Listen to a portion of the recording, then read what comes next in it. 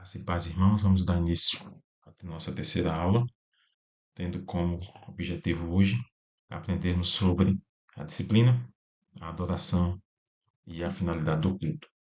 Espero que os irmãos estejam aproveitando esses momentos, tá? E que o Senhor possa trazer revelação da palavra, que o Senhor possa trazer discernimento e entendimento daquilo que Ele tem preparado para os nossos corações. Amém? E iniciando, tá? A disciplina bíblica na igreja. Tá? Conforme Provérbio 23:12, aplica a disciplina no teu coração e os teus ouvidos às palavras do conhecimento. Tá? Então, a Bíblia e a disciplina da igreja, então, no âmbito dessa revelação divina da vida cristã, tá? A disciplina é um assunto altamente positivo. Tá? Então, para tanto, né, a partir de sua palavra, utiliza-se vários meios de disciplina. Tá? Então, os primórdios, por exemplo, da disciplina bíblica, né, a primeira ideia clara de disciplina surge em Êxodo, capítulo 12, versículo 15, 19 e 20. Tá? Nessas passagens é possível perceber que Deus ordenou que os israelitas eles se retirassem todo, né? E qualquer fermento de suas casas. Tá? Então, o fermento na Bíblia ele simboliza o pecado. Tá? Então, ele age secretamente e invisivelmente na vida do povo de Deus. Okay? Então, outra noção clara da disciplina acha-se em número 5 do 1 ao 4. Né? Aqui podemos perceber que todos os leprosos e imundos eles fossem mantidos fora do arraial. Né? Isso nada tem a ver com discriminação. Tá? Em Deuteronômio, né, aparece 9 vezes a prescrição disciplinar. Tá? Tirarás o mal do meio de ti. Tá? Então, havia uma necessidade da disciplina bíblica. Então, o pecado é um agente, né, é, causal, espiritual, tá? E além do contágio, ele conduz à morte espiritual. Podemos ver isso em Levítico 4:13, em Romanos, ok? E em Tiago também. Tá? Então, ele tem também como a finalidade a disciplina bíblica dar testemunho, tá, da santidade de Deus, tá, perante o mundo. Okay? Então, em João, por exemplo, capítulo 8, o Senhor Jesus usou a misericórdia para com a mulher flagrada em adultério, mas recomendou: vais e não peque mais. Em Mateus 18:15 ao 22, ele nos deixa um profundo ensino sobre a disciplina cristã. Tá? Então, dar testemunho. Né? Essa é a finalidade da disciplina, dar testemunho da santidade da igreja, tá? É levar o transgressor a corrigir-se. Tá? Israel, né, por exemplo, na sua obstinação, ele ignorou a disciplina do Senhor, né, conforme lá Jeremias 7:28. Então, hoje, há igrejas que já aboliram a disciplina bíblica. Tá? Então, devemos disciplinar, corrigir em amor. Tá? Em amor, com graça, com misericórdia, mas a disciplina, sim, ela faz parte da doutrina, tá? Faz parte de uma igreja sadia, ok? E dar testemunho, tá, da santidade de Deus e servir de exemplo perante o mundo. Tá? Então, a atitude de Jesus ele faz referência à disciplina. Né? Ele tem uma forma de disciplinar a igreja. Tá? Então, quando um crente ele peca e continua em seu pecado, quer ele saiba ou não, ele está afetando toda a congregação a qual pertence. Então, afinal, a igreja de Cristo ela é comparada, tá, na Bíblia a um corpo. Tá? E ele nos deixa um profundo ensino sobre esta disciplina. Então, existe forma de disciplinar, né, da igreja. Tá? Então, é possível ter, né, isso que nós percebemos, tá? E a igreja ela pode fazer também uma disciplina corretiva ou preventiva, né? Que nada mais é do que destinar-se a evitar que os males eles surjam no meio do seu povo, conforme 1 João, 1 Coríntios, tá? Então essa disciplina pode ser preventiva ou corretiva. Preventiva para ajudar a prever que não aconteça. E a corretiva enquanto a disciplina, tá? Preventiva, né? Ela é branda e suave. A disciplina corretiva, ela é mais dolorosa. Tá? Então, por quê? Porque os fatos já ocorreram. Você precisa corrigir algo que já ocorreu. A preventiva, você está evitando algo acontecer. Tá? Então, a disciplina na igreja, ela exprime um princípio básico, essencial, tá? Então, no modelo de Deus, tá, sobre a igreja, nós encontramos também a doutrina disciplina. Tá? Então é importante conhecer esse assunto, pois trata-se de algo que o próprio Deus tem determinado. Tá? Então, a disciplina na igreja ela exprime um princípio divino. Tá? Isso afirma que Deus castiga o pecado. Deus, desde o início dos tempos, ele se mostrou-se inteiramente contrário ao pecado. Tá? Então, no tempo do Velho Testamento, Deus deu severa orientação, né, sobre as penalidades que deviam ser aplicadas aos que transgredissem as suas leis. Tá? Então, o mesmo princípio de disciplina domina as ordenanças de Deus, tá, na vida governamental. A Bíblia diz, né, que devemos sujeitar-nos à ordenança de Deus, aos governadores, como por ele enviados, para castigo dos malfeitores e para louvor dos que fazem o bem. 1 Pedro 2, 13 e 14. Tá? Então, é este mesmo princípio, né, divino que aparece quando a Bíblia fala de disciplina na igreja, que é o meio pelo qual Deus quer conservar a igreja livre do pecado e da influência do mal. Tá? Então, conforme ensinou Jesus, toda disciplina na igreja deve ser sempre, tá, como alvo, deve ter sempre como alvo principal ganhar o faltoso. Ganhaste o teu irmão, conforme Mateus 18, 15. Tá? Então, primeiro deve haver uma exortação pessoal em particular. Em Mateus 18, 15, vemos isso. Devemos disciplinar, orientar, corrigir, mas com amor e com sabedoria. Falar ao faltoso com a finalidade de despertar. Tá? A Bíblia dá muitos e maravilhosos exemplos nesse sentido. Em Gálatas 6, 1, 3, devemos exortar também pela igreja. Né? Quando a tentativa de ajudar o faltoso, tá? Particularmente não deve ter esse resultado. Tá? Então, desejado, você não atinge o resultado desejado. Então, é preciso levar o caso ao conhecimento da igreja. Né? Que deve enviar uma advertência ao faltoso, deve orientar, deve corrigir, ou seja, devemos falar com o nosso pastor. Tá? É algo que é fundamental que possamos falar, né? Levar a situação para ele, não expor, não expor ninguém, a igreja não tem como objetivo expor nem escandalizar, mas sim corrigir, disciplinar em amor. Tá? Então, a exortação pode ser sim dada pela igreja, conforme ensina o Senhor. Tá? A disciplina da igreja, quando nem a exortação em particular, nem a palavra da igreja, né, ele surtir efeito, então o faltoso, né, ficará sujeito à disciplina. Tá? E existem duas formas. Tá? Vamos falar um pouco do modo geral, ok? Mas lembrando que isso tem relação com cada entendimento da palavra. Quem deve ser excluído, a Bíblia fala de vários pecados passíveis de disciplina. Tá? Então, é preciso ter cuidado, tá? Em relação à disciplina, à exclusão, tá? Hoje a gente pode muitíssimo, tá, bem, chamar em amor. Por quê? Porque nós vivemos na dispensação da graça. E a graça do Senhor, tá? Ela é boa, ela é perfeita e ela é agradável. Então devemos chamar o irmão, conversar em amor e explicar, tá? Que ele encontra-se numa situação de pecado e que não convém que ele permaneça nesse problema, nesse erro, tá? Então, é assim que nós devemos fazer, tá? Então, isso faz com que nós descansamos no pecado, tá? Com o pecado da igreja, tá? Então, existem situações, tá? Que se faz necessário, né, termos em mente, tá? Por quê? Porque o transgressor, ele prosseguiu na igreja como se nada tivesse acontecido, tá? Então, a congregação, por sua vez, ignorou o assunto, tá? Trata-se de um pecado hediondo, por exemplo, ok? E um membro da igreja estava vivendo, né, com sua madrasta conjugalmente, como se fosse marido e mulher. Então, a lei de Deus ele condenava tais práticas.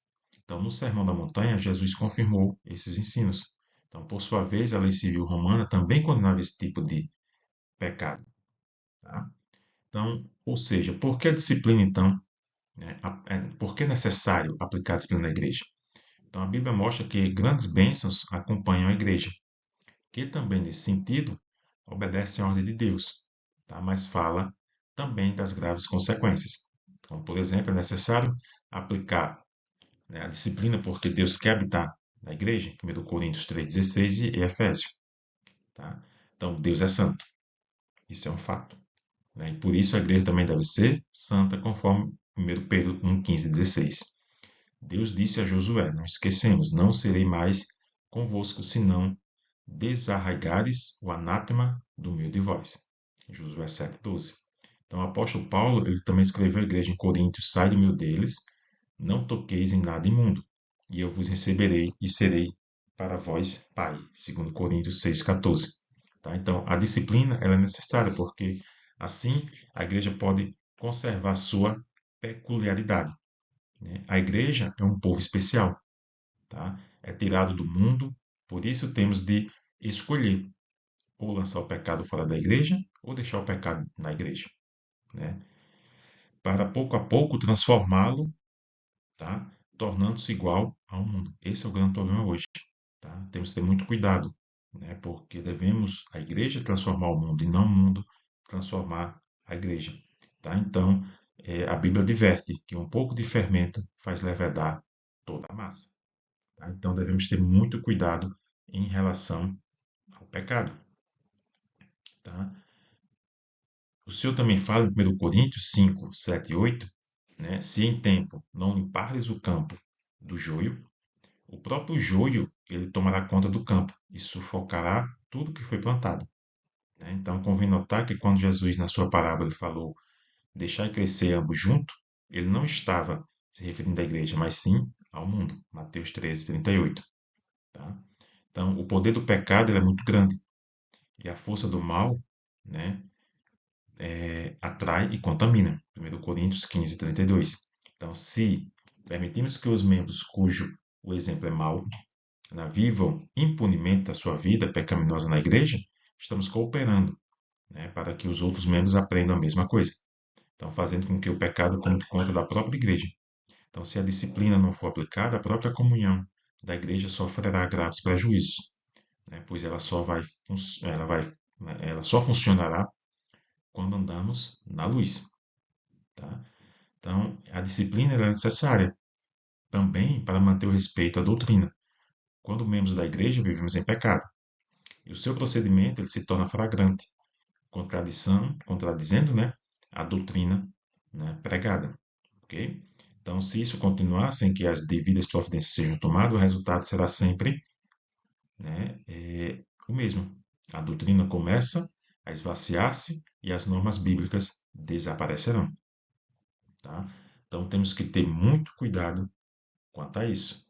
Okay? Então devemos respeitar a disciplina aplicada pela igreja, tá? Pois ela é feita em nome de Jesus, conforme a sua palavra, o próprio Jesus, tá? A respeito disse: o que desligado na terra será desligado no céu. Ele mesmo se faz presente na ocasião. Tá? Então devemos mostrar amor para com o que foi desligado. Jesus nos ensinou a ir, né? Pois nele as ovelhas perdidas. Tá? Então devemos sim, tá? Orar, buscar, né? Orientar para que esses irmãos eles saiam do pecado. Tá? Então, quando Deus executou disciplina na cidade, na igreja em Jerusalém, no caso de Ananias e Safira, né? Caiu um temor extraordinário sobre toda a igreja, como também no meio do povo. Porém, quando por falta de disciplina o pecador é considerado justo, então o povo amaldiçoa os que assim julgam. Provérbio 24. Então a disciplina também é necessária para que a igreja obtenha a vitória sobre o inimigo. Tá? Então, o pecado dentro da igreja constitui uma plataforma para Satanás, tá? Do qual ele tem liberdade de seduzir outros membros para o mesmo pecado. Okay? Assim o pecado impune contamina muitos. Então, mas quando a igreja é aplicada, quando a disciplina é aplicada, né, o diabo perde a sua base. o Espírito Santo tem plena liberdade de ação. Então, se podemos perceber, né, que a disciplina ela é indispensável para ganhar o faltoso. Tá? Então, quando o faltoso ele se achar fora da igreja, ele pode acordar, né, e sentir o valor do que perdeu. Lemos lá em 1 Coríntios 5,5 a respeito da disciplina aplicada na igreja de Coríntios. Mais adiante, em 2 Coríntios 2,6 ao 10, lemos sobre a mesma pessoa, porém agora arrependida e restaurada pela igreja. Então, ele foi restaurado porque o pecado na vida dele, né, fora condenado. Isso temos que estar bem atento. Então, quando, porém, a tolerância com o pecado deixa o faltoso né, na igreja, isso traz um entristecimento para os justos, né, enquanto as mãos dos pecadores são reforçadas. Então, o resultado é que os faltosos não querem se arrepender. Tá? Isso temos que ter cuidado. Então, Deus ele respeita a disciplina aplicada, tá? Pois ela é feita de Jesus, conforme a palavra fala. A Bíblia diz que devemos considerar, né, e ter cuidado, né, com aqueles que cometem pecado, para que possamos falar, tá? E estar junto deles, falar do amor de Cristo, falar do amor, né? A Bíblia diz que devemos cuidar, né? Devemos ter zelo, orar, né? Estar junto, né? Jesus nos ensinou a ir buscar a ovelha perdida, lá em Lucas, tá? 15, do 4 ao 6. Então, essa atitude tem cooperado para o restabelecimento de muito. Devemos ir em busca daquele que se perdeu. Devemos orar, devemos buscar, devemos acompanhar. Tá? Vimos na aula passada que o discipulado é muito importante. Então, se o irmão caiu, devemos estar junto, tá? Buscar para que ele possa perceber e o Espírito Santo possa demonstrar nele, né, o, o erro que ele cometeu. E assim ele possa se arrepender, tá? E não cometer mais. Tá? Pecados nós vamos ter, né? Santo somente o nosso Deus. E nós somos santos, sim, em Cristo Jesus, né? Na obra que ele fez no Calvário, nos tornou santo, tá? Sua graça nos alcançou, seu amor nos alcançou. Então devemos levar isso também àqueles que ainda não tiveram, ou por algum motivo desviou-se, tá, do caminho. Tá? Então não devemos excluir da comunhão, mas devemos trazer para junto, tá? Buscar esse irmão, fazer com que ele fique próximo, tá, de nós. Tá? Isso é importante, tá, no meio da igreja. Okay? Então, como ordenanças também da igreja, encontramos duas ordenanças do Senhor. Esse assunto é importante porque isso faz parte dos primeiros rudimentos da igreja. Tá? Então, entende-se por ordenança, tá, as ordens dadas por ele à sua igreja de ministrar os dois ritos sagrados instituídos a ordenança por Cristo, que são o batismo nas águas e a Santa Ceia. Tá? Então, os salvos a quem são ministrados esses ritos, eles expressam a sua aceitação, o seu amor, tá, a Cristo e a sua fé na palavra do Senhor. Então, o batismo, tá, e a Santa Ceia são ordenanças e não sacramentos. Temos que ter muito cuidado em entender isso. Existe uma interpretação que atribui, né, ao batismo, tá, e a Santa Ceia um valor quase que mágico. Por isso as pessoas chamam de sacramento. Essas palavras significam um elemento de transmissão de graça de Deus. Aquele a quem, né, for ministrado. Então, convém observar que a palavra sacramento não se acha em nenhum lugar da Bíblia, mas é uma expressão criada, né, pelos teólogos. Então, o batismo é uma ordenança de Deus, embora o ensino da Bíblia sobre o batismo seja bem claro, tem havido através dos tempos, percebemos isso, muitas controvérsias teológicas sobre esse assunto. Tá? Então, percebemos que existem algumas situações, tá, que fogem, tá, da igreja, embora esse ensino bíblico seja uma ordenança, existem maneiras diferentes de praticar o batismo, mas a finalidade, né, do estudo é simplesmente observar os pontos principais da doutrina sobre o batismo nas águas. Então, o batismo, por exemplo, ele foi ordenado por Jesus, foi ele que mandou, tá, os seus discípulos batizar. Tá? Os discípulos saíram e pregaram por toda parte batizando. Foi uma ordem dada pelo Senhor e realmente é cumprida, né? Pois a falta de obediência significa rejeição do conselho de Deus. Então, todo aquele que ama o Senhor prova o seu amor obedecendo a sua palavra. Tá? A salvação nos liberta, né? Até das tradições recebidas dos pais. Né? Então, de que maneira então deve ser praticado o batismo? Tá? Os que praticam, os que eram aceitos para serem batizados nos dias, né? Batizavam-se as pessoas que se haviam arrependido, pessoas de bom agrado, tá? Batizavam-se aqueles que criam em Jesus, batizavam os crentes já batizados com o Espírito Santo, tá? E de que maneira os candidatos ou aquelas pessoas que criam em Cristo e confessavam eram imersos nas águas. Tá?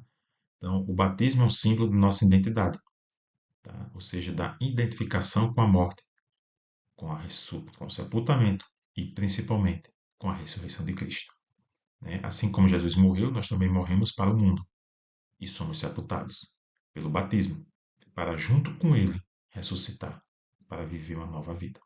Ok?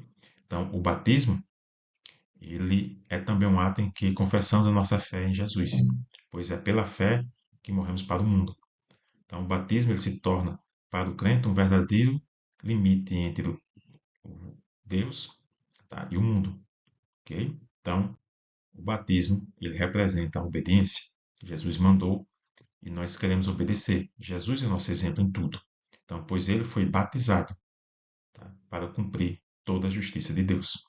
E nós também queremos seguir as suas pisadas. Tá? Um outro ordenança do Senhor é a Santa Ceia. Né? É uma ordenança do nosso Senhor. Tá? A Santa Ceia, tá, foi instituída por Jesus na noite em que ele foi traído. Tá? Então, lá em 1 Coríntios 11, 23, tá, ele celebrou a Páscoa junto com os seus discípulos. Está lá em Mateus 26, 26.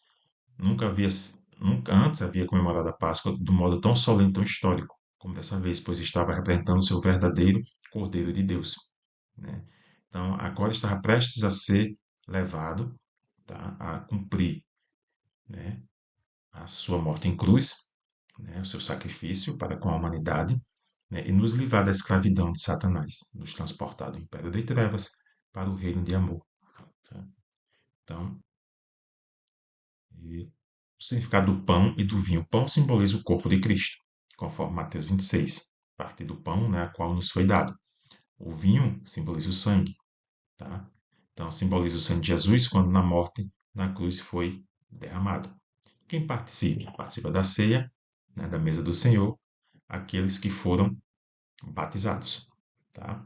Aqueles que foram batizados, eles é quem participam da ceia do Senhor. E a obra da igreja. Então, o que nós temos que fazer? Pregar o evangelho, pregar a salvação, pregar as boas novas. Então, a obra da igreja é pregar o evangelho a toda criatura.